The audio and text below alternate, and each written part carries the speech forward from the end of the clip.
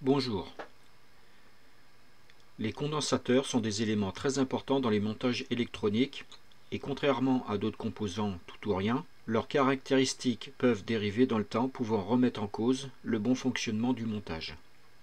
Certains sites préconisent de ne remplacer que les condensateurs gonflés et d'autres de remplacer l'ensemble des condensateurs. Dans cette vidéo, je vais essayer de clarifier cela car il ne faut pas se fier essentiellement à l'aspect physique d'un condensateur chimique. Quelles sont les indications notées sur un condensateur chimique radial? On constate la valeur de la capacité en microfarads. Donc ici, cette capacité de 470 microfarads.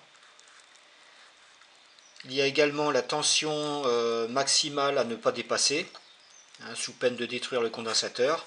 Donc ce condensateur, il faudra lui mettre une tension aux bornes maximale de 63 volts. La polarité aussi à respecter. Donc ici c'est la polarité négative qu'on doit raccorder sur le circuit et ici donc la polarité positive. La température maximale en fonctionnement, donc ici elle est de plus 105 degrés centigrades.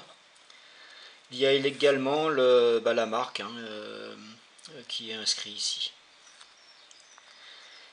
Donc sur certains condensateurs, il est noté également la tolérance de la valeur de capacité. Mais pour ce type de condensateur, cette tolérance n'est pas mentionnée. Mais pourquoi certains condensateurs se mettent-ils à gonfler? Sans rentrer dans la conception même d'un condensateur chimique, un condensateur qui a gonflé est un condensateur qui a subi une production de gaz comme l'hydrogène. Ce condensateur est monté en pression et s'est mis à gonfler. Pour éviter son explosion, sur certains condensateurs, un point faible a été créé permettant à cette surpression de s'évacuer. Ce point faible a été créé par certains fabricants par une marque identifiable, permettant ainsi de connaître au premier coup d'œil le fabricant du condensateur. Voici quelques exemples de marquage. Pour le constructeur Rubicon, on constate que dessus c'est un K. Pour le constructeur Sanyo, on constate ce sigle, donc c'est aussi un K, mais c'est pas tout à fait comme l'autre. Ensuite, pour le constructeur, donc ça c'est Philips, on constate cette marque. Et un dernier exemple, pour le constructeur Marcon, on constate cette marque en forme de L. Mais attention, tous les condensateurs chimiques radio ne comportent pas de point faible sur le dessus. Dans ce cas, en cas de fuite, le diélectrique s'écoulera par la base du condensateur et donc ne sera pas forcément visible au premier coup d'œil. Cet écoulement peut éventuellement détériorer le circuit imprimé. Autre importance, un condensateur qui n'est plus bon n'est pas forcément gonflé car l'électrolyte a pu tout simplement sécher sans pour cela produire des gaz. Mais alors, comment connaître l'état d'un condensateur? Comme tout matériau ou composant, donc des piles, des fils électriques, moteurs, etc., le condensateur comporte également une résistance interne qui sera différente en fonction de la qualité du diélectrique et de sa constitution. Cette résistance interne est appelée ESR, qui est l'acronyme anglais de résistance série équivalente. Si l'ESR est grand, il y aura un échauffement dans le condensateur qui sera produit par la circulation de courant dans cette résistance interne. Plus il chauffe, plus la résistance interne va augmenter et plus la capacité va chuter. Il va donc se produire une réaction en chaîne jusqu'à la destruction du condensateur.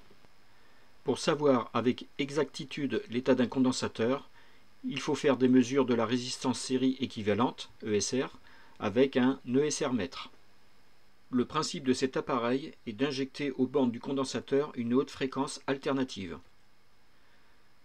Le condensateur se comportera comme un court-circuit et donc il ne restera dans le circuit que la résistance série équivalente qui sera mesurée par l'appareil. Cette mesure a donc comme avantage d'être effectuée sans pour cela avoir besoin de dessouder le condensateur. Capacimètre ou ESR mètre? L'idéal, c'est le test avec un ESR-MET, car c'est un très bon indicateur de la résistance série qui, avant de constater au capacimètre une diminution de la capacité, nous permet de vérifier l'état du condensateur. Un condensateur peut avoir une capacité normale avec un ESR au début de la norme, et donc dans le temps le condensateur va chauffer et de ce fait deviendra de moins en moins fiable. Après le test avec le ESR-MET, qui pour rappel peut s'effectuer sans le démontage du condensateur, une fois le condensateur déposé, on peut éventuellement effectuer une mesure de la capacité avec un capacimètre. Le principe de mesure d'un capacimètre est d'injecter un courant dans le condensateur. Il mesure la tension qui augmente aux bornes du condensateur et il déduit la capacité en fonction du temps qu'il va mettre pour effectuer la charge complète du condensateur. Un condensateur est considéré totalement chargé au bout d'une durée égale à 5 fois la constante de temps, taux, qui est égale à RC. Ici, ce sera la résistance équivalente multipliée par la capacité du condensateur. Mais lors d'une mesure au capacimètre, il faut également prendre en compte les tolérances. Comme évoqué précédemment, tous les condensateurs n'ont pas d'indication de tolérance. Voici un tableau donnant certaines tolérances. Pour ma part, si je ne connais pas la tolérance, je considère celle-ci à plus ou moins 20% de la capacité mesurée. En résumé, seule la mesure à l'ESR-MET permet de connaître réellement l'état d'un condensateur. Certains condensateurs neufs à bas prix ont un ESR élevé. De ce fait, ceux-ci dériveront rapidement. Donc il faut être vigilant sur la provenance de certains condensateurs à bas prix. Pour toute mesure, que ce soit avec un ESR-MET ou un capacimètre, il faut auparavant s'assurer que le condensateur ne soit plus chargé. Pour décharger un condensateur, ne jamais court-circuiter directement les pattes, sous peine de détériorer le condensateur, mais utiliser un déchargeur qui déchargera le condensateur à travers une résistance. Maintenant, nous allons effectuer quelques mesures en réel. Mais avant cela, il nous faut connaître la valeur théorique de l'ESR en fonction de la capacité et de la tension du condensateur. Je me suis inspiré de 3 tableaux.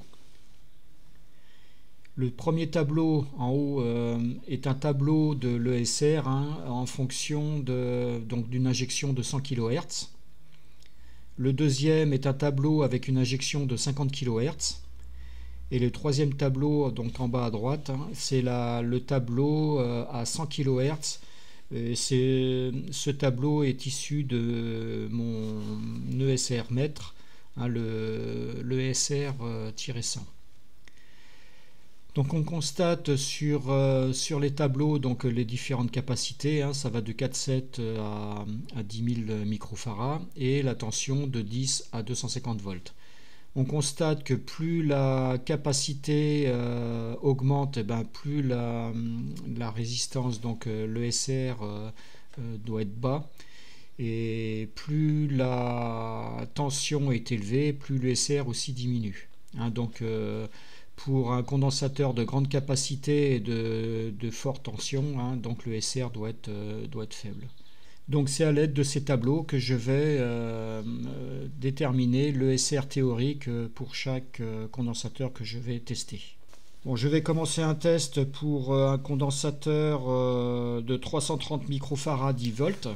Donc si je prends ici dans les 330 microfarads en 10 volts, donc on voit que c'est 0,24 ohms, je devrais trouver. Et puis ici, si je suis entre les deux, entre 0,4 et 0,9, donc je vais dire que je suis peut-être à 0,6. Donc je vais considérer entre 0,2 et 0,6 ohms la valeur théorique pour la mesure de mon condensateur de 330 microfarads 10 volts. Bon, voilà les 3 condensateurs que je vais tester, donc c'est bien des 330 microfarads 10 volts. Donc j'ai allumé mon ESR-MET et ce qu'il faut que je fasse maintenant, c'est faire une remise à zéro, puisque ça va prendre en compte la résistance des fils. Donc là il est en train de se remettre à zéro et là on constate que je suis bien à zéro. Donc je peux défaire les cordons et commencer la première mesure. Donc je vais mettre mon condensateur dessus en respectant les polarités. Et je vois ici que je suis à 26,3, enfin 26 ohms. Donc c'est quand même assez élevé par rapport à ce qu'on avait vu auparavant entre 0,2 et 0,6. Je vais reprendre la deuxième. Donc je vais faire la mesure. Et là je suis à 92 ohms. Donc c'est énorme. C'est énorme.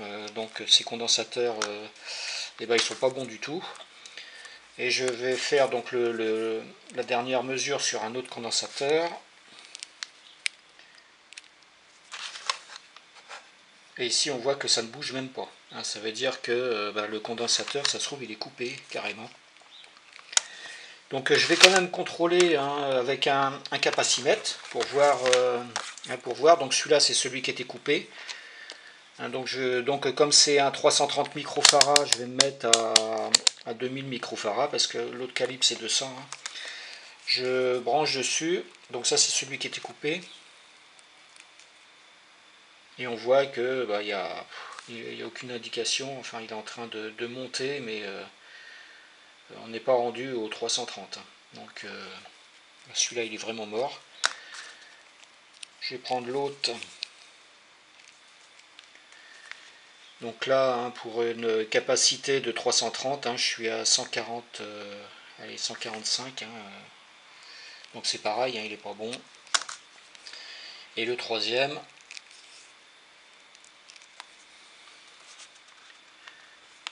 donc il est à 311, enfin 312 pour 330. Donc celui-là, il est un peu meilleur. Et c'est celui qui avait le SR, donc je vais le reprendre.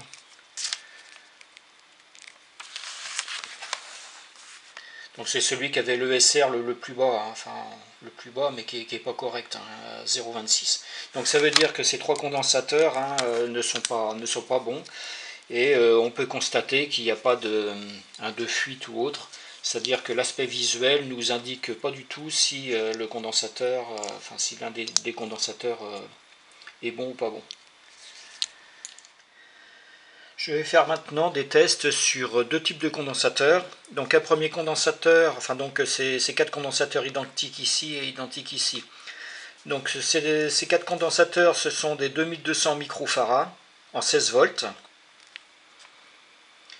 Et ces quatre condensateurs ici, là, sont des 470 microfarads, 63 volts. Mais avant de faire les mesures, donc on va regarder les valeurs théoriques concernant l'ESR. Je reprends donc les tableaux que l'on avait vus précédemment. Et donc on voit sur le premier tableau, pour un condensateur de 470 microfarads 63 volts, un ESR de 0,2 ohms. Sur le second tableau, pour un condensateur toujours de 470 63 volts, on voit un ESR de 0,1 ohm. Et sur le dernier tableau, pour un condensateur de 470 63 volts, on voit un ESR de 0,09 ohm. Donc ce que je vais prendre comme valeur de base de SR, c'est entre 0,09 ohm et 0,2 ohm. Concernant les condensateurs de 2200 microfarads 16 volts, on voit sur le premier tableau que le SR est de 0,07 ohm. Dans le deuxième tableau, le SR est de 0,14 ohm. Et dans le troisième tableau, le SR est entre 0,09 et 0,2 ohm. Donc ce que je vais prendre comme valeur de base de SR, c'est entre 0,07 ohm et 0,14 ohm. Bon, voilà pour les valeurs théoriques. Maintenant, je vais effectuer les mesures. Donc je vais effectuer les mesures sur les condensateurs de 470 microfarads 63 volts. Sachant que la valeur théorique est entre 0,09 et 0,2 ohm. Donc là je mets mon capacimètre, mon ESR mètre dessus, et je vois que pour le premier condensateur on est à 0,357. 0,357, c'est un petit peu au-dessus quand même de la valeur normale. Pour le deuxième condensateur, nous sommes sur une valeur de 2,34 ohms, donc ça c'est énorme. Donc je vais le mettre ici. Pour le troisième condensateur, je suis sur une valeur de 3,76 ohms, donc c'est encore plus important. Donc. Et pour le quatrième condensateur, je suis sur une valeur de 0,003 ohms. Donc là, il est parfait. Hein. Il est parfait. Et donc si on constate, hein, donc ces trois-là sont de la même marque. Et celui-là, c'est une autre marque, hein, c'est Rubicon. Et les autres sont des, je sais même pas, je sais même pas quelle marque. Si c'est Marcon. Donc ça veut dire que les trois Marcon, là, c'est pas terrible comme fabricant, contrairement au Rubicon. Ce que je vais faire, je vais quand même mesurer aussi également la capacité pour voir, donc je les ai mis dans l'ordre hein, ici. J'ai mesuré la capacité de chaque condensateur, hein, donc je me suis mis sur 2000 microfarads, puisque c'est un 470 microfarads, et je vais regarder, donc celui-là c'était le meilleur. Donc là on est à 546. Hein, donc la capacité est même un peu supérieure. Bon, par contre, hein, comme j'avais dit précédemment, il faut prendre aussi en compte les tolérances, hein, puisque je considère là, comme c'est pas marqué dessus, je considère 20% de tolérance. Donc donc là on est à 440. Donc on voit que là ça diminue, hein, la capacité. Je prends le troisième. Donc on est à 440 et là on est à 350, 360. Donc on diminue encore et le dernier qui était le plus mauvais, nous sommes à 360 aussi également. Donc ça veut dire que hein, plus l'ESR est grand, plus la capacité diminue. Je vais vous faire voir le tableau récapitulatif hein, pour mieux voir les mesures. Donc voici le tableau récapitulatif des mesures effectuées sur les condensateurs de 470 microfarads 63 volts. Donc on voit à gauche, dans la colonne de gauche, hein, les mesures ESR, hein, sachant que la valeur de base hein, que je prends, c'est entre 0,09 et 0,2 ohms. Et à droite, donc la mesure de capacité en microfarad, et avec une tolérance que je considère à plus ou moins 20%, qui me donne donc une capacité qui doit être comprise entre 376 et 564 microfarads. Donc sur la première ligne en haut, c'est tout ce qui est vert, hein, c'est ce qui est conforme, c'est-à-dire que le premier condensateur, donc c'est le Rubicon, hein, lui il est parfait. Et concernant les mesures ESR, hein, donc les pires, hein, c'est les deux dernières lignes. Bon, sachant que la deuxième ligne à 0,420. On est quand même proche quand même de la valeur ESR et ce qui démontre que la valeur de la capacité est encore dans la tolérance des 20%. Voilà pour l'analyse et maintenant je vais faire la même chose sur les condensateurs de 2200 microfarads 16 volts. Donc on constate sur le tableau des mesures effectuées. Donc à gauche, hein, j'ai toujours la mesure de l'ESR, hein, donc je prends comme valeur de base un ESR de 0,07 ohm et 0,14 ohm. Concernant la capacité, je considère toujours une tolérance de plus ou moins 20%, condensateur soit entre 1760 et 2640 microfarads. On constate que les deux premiers condensateurs hein, sont conformes. Bon, sachant que la première ligne, hein, une fois de plus, c'est un condensateur de marque Rubicon, alors que les trois autres, c'est des condensateurs, hein, de marque Marcon. Qu'on constate sur ce tableau, plus le SR augmente, et ben plus la capacité aussi diminue, jusqu'à une certaine valeur où il est, hors tolérance. Bien sûr, hein, donc, ce qui a été aussi remarqué, c'est que sur l'ensemble des condensateurs, que ce soit en 470 ou 2200 microfarads, aucun n'avait de signe de défaillance, hein, que ça soit gonflé ou fuite du diélectrique. Bon, je vais faire des tests de condensateur sur ce circuit, hein, donc c'est une allime à découpage de PC. Hein. On constate sur ce circuit que ce condensateur et ce condensateur donc ils sont légèrement bombés, hein, contrairement aux autres où ils sont enfin, physiquement en bon état. Hein, donc ce que je vais faire, je vais faire une mesure, mais avant cela, comme d'habitude, hein, donc déjà il faut que les condensateurs soient bien déchargés. Je fais une mise à zéro de mon appareil, hein, donc je chante les deux fiches et j'appuie sur le 0. Voilà. Et je vais commencer donc la première mesure sur ce condensateur. Hein, donc je vais prendre le premier ici. Hein, donc comme évoqué précédemment, il est inutile de défaire le condensateur. Et là on voit une résistance de 0,0, on va dire 48. Donc bon, je vais faire l'ensemble, enfin le test de l'ensemble des condensateurs avec mon ESR-MET, hein, sans les dessouder.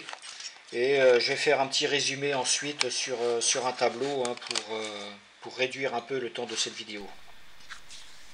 Voici la ligne à découpage que j'ai ensuite schématisé sur un plan, hein, en respectant donc leur position et leur valeur que j'ai pris en visuel. Donc on voit en vert les 470 microfarads 200 volts, en jaune les 470 microfarads en 16 volts, en rose les 1000 micros 10 volts et en bleu les 1 micro 50 volts. Et donc on a aussi trois autres condensateurs, hein, qui sont de 2,2 micros 50 volts, 1500 micros 25 volts. J'ai ensuite pour chaque condensateur mesuré son ESR, que j'ai noté ici en rouge. Et voici chaque valeur théorique prise en fonction des tableaux. Si je prends comme exemple à gauche le 470 microfarads 200 volts, la valeur théorique de l'ESR devrait être entre 0,13 et 0,30 et là elle est de 0,135, donc celui-là est conforme. Pour une meilleure compréhension des valeurs mesurées par rapport aux valeurs théoriques, j'ai donc indiqué avec des flèches orange les condensateurs ayant une valeur limite au niveau de l'ECR, et avec une flèche rouge les condensateurs dont la valeur dépasse largement la valeur théorique. On constate, hein, pour les deux condensateurs de 1000 microfarads 10 volts, hein, qui sont sur la droite là en rose, j'ai mis un B comme bombé, et ces deux condensateurs, hein, donc sont vraiment hors limite, hein, puisque la valeur théorique devrait être entre 0,12 et 0,2 et on retrouve un ESR d'environ 1,8 ohms. Donc ce que je vais faire maintenant, je vais dessouder l'ensemble des condensateurs et faire des mesures au capacimètre pour voir la correspondance entre les mesures ESR et les mesures de capacité. Bon, après avoir branché mon fer, hein, je vais commencer à dessouder les premiers condensateurs. Je vais commencer par ceux-là.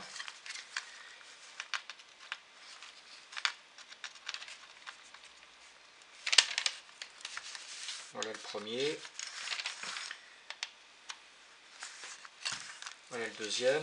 Donc je vais les repérer quand même, hein. Donc celui-là je l'avais pris donc à ce niveau-là. Et celui-là, je l'avais pris ici, et donc je vais le mettre sur une plaque polystyrène pour les mettre exactement au même endroit que sur le schéma. Bon, j'ai dessoudé tous les condensateurs et je les ai répartis à l'identique du schéma. Donc je vais en prendre déjà un pour voir la capacité. Donc celui-là c'est 470 microfarads 200 volts. Donc je vais mettre mon capacimètre ici. Ici je mets le plus. Donc je mets sur 2000 microfarads au niveau du calibre. Et celui-là fait donc 340 microfarads. Je vais prendre un qui est bombé, hein, donc c'était celui-là qui était bombé. Donc c'est un 1000 micro 10 volts. Donc je le branche aussi. Voilà. Et là pour une valeur théorique de 1000 micros, je suis à 330 microfarads. Donc je vais faire, c'est l'ensemble des condensateurs, je vais faire la même opération et noter toutes les valeurs sur un tableau afin que l'on puisse après analyser l'ensemble des mesures. Voici le tableau récapitulatif de toutes les mesures qui ont été effectuées sur le circuit. On constate que les mesures qui sont conformes, hein, donc les cellules sont en vert, hein, les mesures des ESR conformes, ça nous donne une indication aussi de la capacité qui est conforme. En règle générale, bon, on voit aussi hein, les condensateurs qui sont bombés, hein, donc c'est ceux qui sont en bas, là 1000 microfarads 10 volts. Bon, on voit que les valeurs sont vraiment hors tolérance par rapport à la théorie. On voit également que chaque mesure ESR qui sont soit rouges soit orange, les capacités sont éventuellement défectueuses, hormis le condensateur de 470 microfarads 16 volts. Hein, avec un ESR de 0,450, on voit qu'il est encore dans les tolérances de capacité, mais on constate qu'il a quand même diminué et donc ce condensateur également sera remplacé. Donc maintenant je vais conclure un peu sur l'ensemble de ces mesures, dont les résultats prouvent bien que pour contrôler un condensateur, l'idéal est de le tester avec un ESR mètre qui nous donnera une bonne indication de l'état du condensateur, sans pour cela qu'il soit nécessaire de le démonter. Ne pas se fier seulement à l'état visuel d'un condensateur, et un condensateur peut avoir une capacité normale avec un ESR dont la valeur est élevée. Dans ce cas, ce condensateur se mettra à dériver rapidement. Voilà pour les explications, en espérant que celles-ci vous aideront à déterminer quels seront les condensateurs à remplacer. Cette vidéo arrive maintenant à son terme, et je vous souhaite à toutes et à tous une bonne journée.